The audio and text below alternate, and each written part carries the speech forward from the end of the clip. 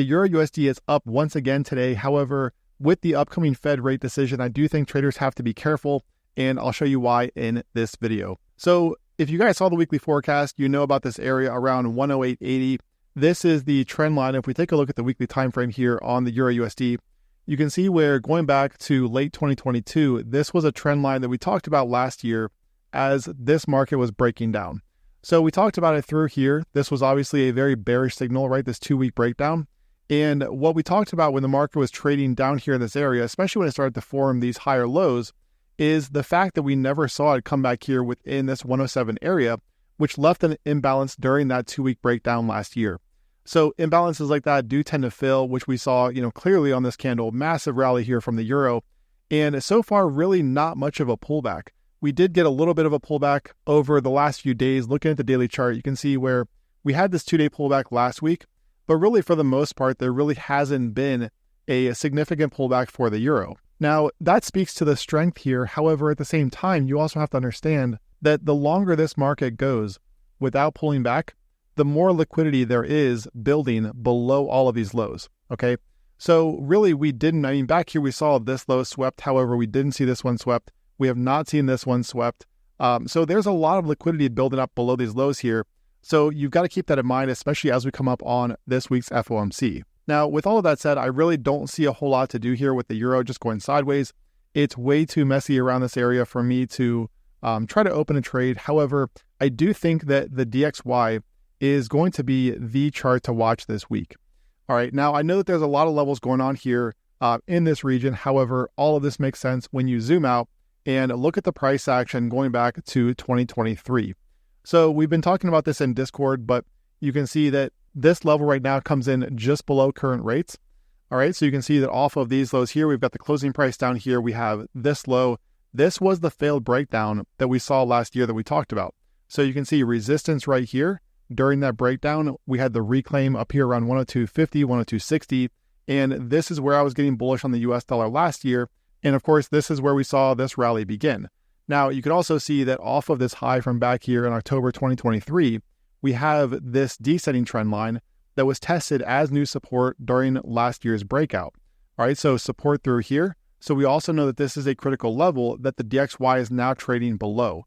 So this is what I talked about over the weekend, where this area up here around 105 is going to be a critical resistance now for the DXY. However, at the same time, you have to respect, or at least I have to respect, this trend line back here off of these lows, because what you'll notice is during this reclaim last year, all right, this was the candle right here that confirmed the reclaim, right, of this level, right? We had the breakdown below this that failed.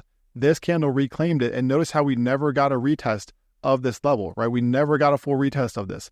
So this is what I talked about over the weekend, where we could see a sweep of these lows going into the FOMC down here toward the 103 area. And so far, that seems to be playing out with the DXY once again pressuring this support level. Okay, so I still like that idea of the market down here into this area. Okay, so right around 102.90 to 103. So if that does occur on Wednesday during FOMC, that's exactly where it would come in. Now, of course, we could see the market wick a little bit lower down here to this congestion back here, right? Somewhere around like 102.50. We could absolutely see the market wick down here first. But I do like the idea of watching for some demand down here around 102.90 to 103. Now, like I've said before, though, in recent videos, the play here, in my opinion, would be to, A, watch to see what we get down here if we see that retested, and B is going to be to watch if the DXY can reclaim this. So if we get a sweep of the lows down here into this area and then a reclaim up here at 103.50, then that could be the technical trigger for a short squeeze. And look, guys, we are going to see shorts get squeezed eventually. Like I said, with the euro, we really haven't seen much of a retrace here from the DXY. I mean, it's been pretty much straight down.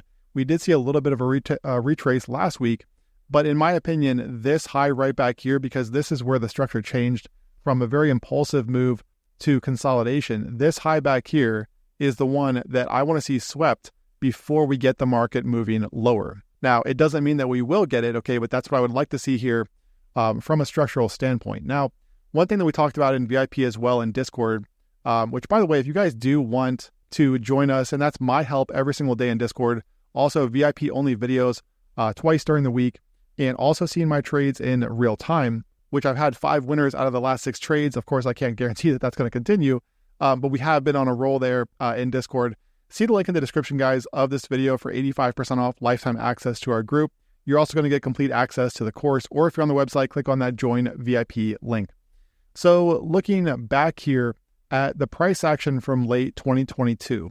So I've talked about this in videos, but you can see that back here, this price action is very similar to what we've seen so far in 2025. So you can see lower highs, lower lows, and same thing back here, right? Lower highs, lower lows.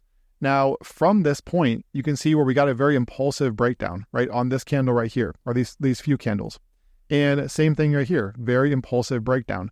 So right now, structurally, this looks almost identical to what we got back here in late 2022.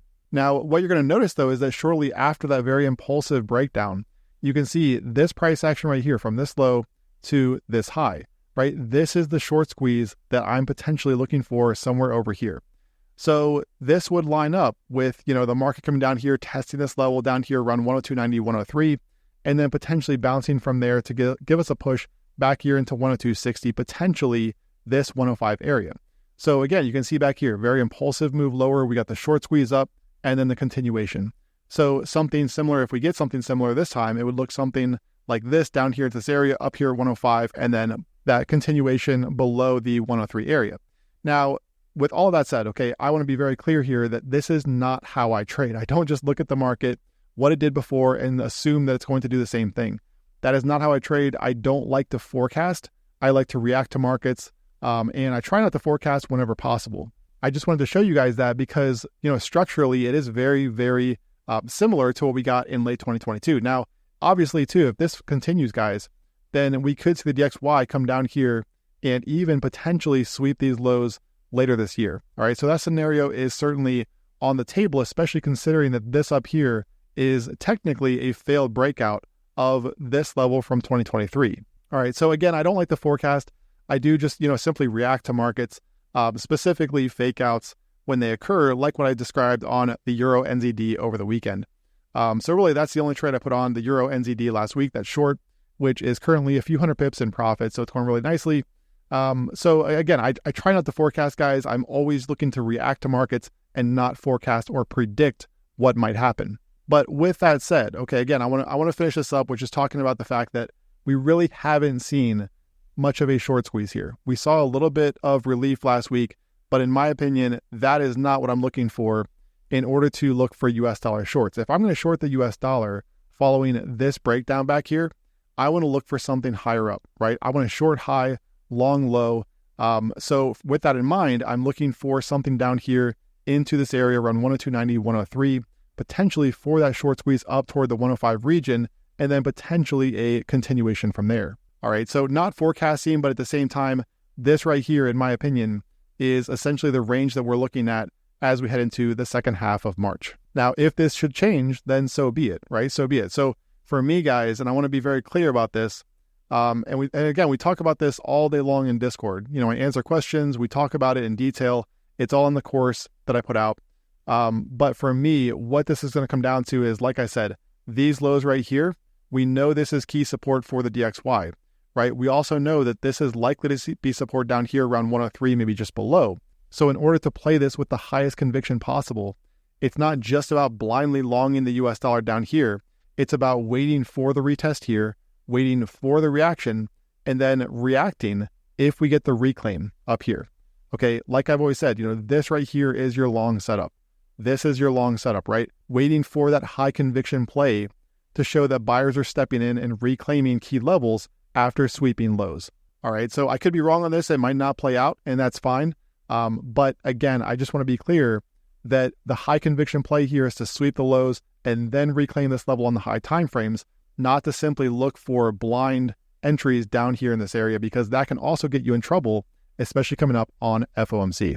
Subscribe to the channel and click the bell for notifications. Don't forget to join us in VIP. Claim your 85% off lifetime access. See the link in the description of this video, or if you're on the website, click on that Join VIP link. I will see you on the inside. Trade well out there, and I will talk to you again tomorrow.